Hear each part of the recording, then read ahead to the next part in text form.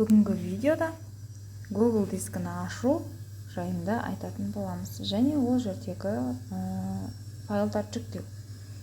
Ол үшін интернетке кіреміз, Google диск деп іздеп, Google дискіге кіреміз. Бірінші түр бізде Google диск 3 бұрыш эмблемасы бар. Соған кіреміз. Және сол жерде кіргеннен кейін бізге мынандай терезе ашылады. Біз создать аккаунтқа кіреміз, яғни біз өзімізге жаңа аккаунт құрамыз. Жеке пайдалану үшін личного использования дегенді таңдайсыз, атыңызды жазасыз. Қазір мен мына жерге Айжан деп жаза қоямын. Айжан, сосын фамилияңызды жазамыз. Айжанова. Ары қарай далее батырмасын басамыз. Туған күніңізді, айыңызды, жылыңызды белгілеп кетесіз. Және жынысыңызды. Ары қарай далее батырмасын басамыз. Сізге жоғарғы жақта сіздің атыңызға сәйкес келетін аккаунттар көрсетілген. Егер ұнамаса, астында өзіңіздің аккаунтыңызды создать етуге болады. Ол үшін үшінші тұрған батырманы таңдайсыз. И осы жерге біз бос тұрған аккаунт, мысалы сіздің атыңызда неше түрлі аккаунттар бар ғой, сол үшін бос аккаунтты жазамыз. Айжанова деп жазып көрейік. gmail.com болып ашылады бізде Google дискі. Қазір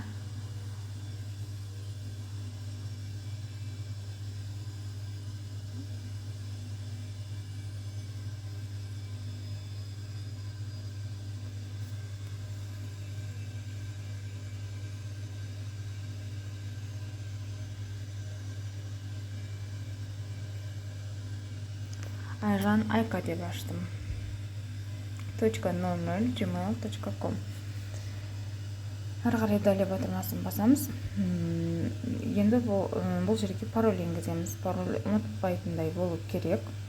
Осы жерге өзіңіздің бүкіл данныйыңыз сақталатын болғандықтан жазып болғаннан кейін парольді міндетті түрде сақтап қоямыз, бір жерге жазып.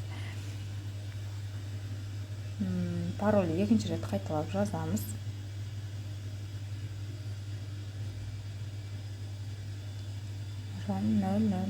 Ары қарай далее батырмасын басамыз.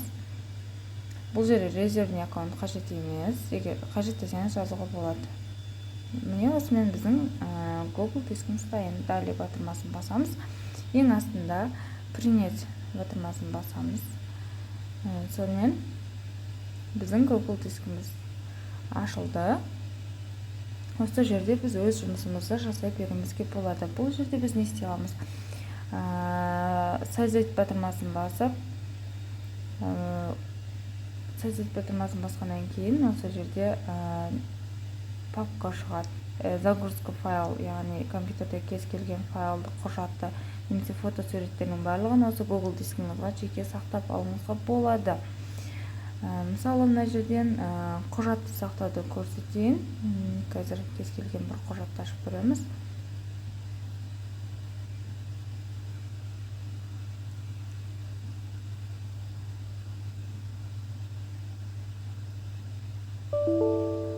Бұл ашылмайтын құжат екен. Қазір документті ашып көрсетейік.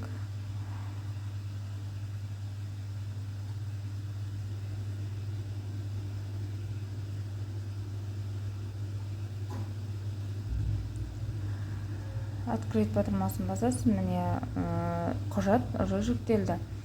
Енді осы жерде құжат жүктелді, ары қарай папканы полный жүктеп алуға болады, жеке файл жүктеуге болады. Енді бұл жерде біз Google дискінің ішіне құжат ашуды үйренетін боламыз. Ол үшін батырманы тінтуірдің оң жақ батырмасын басамыз.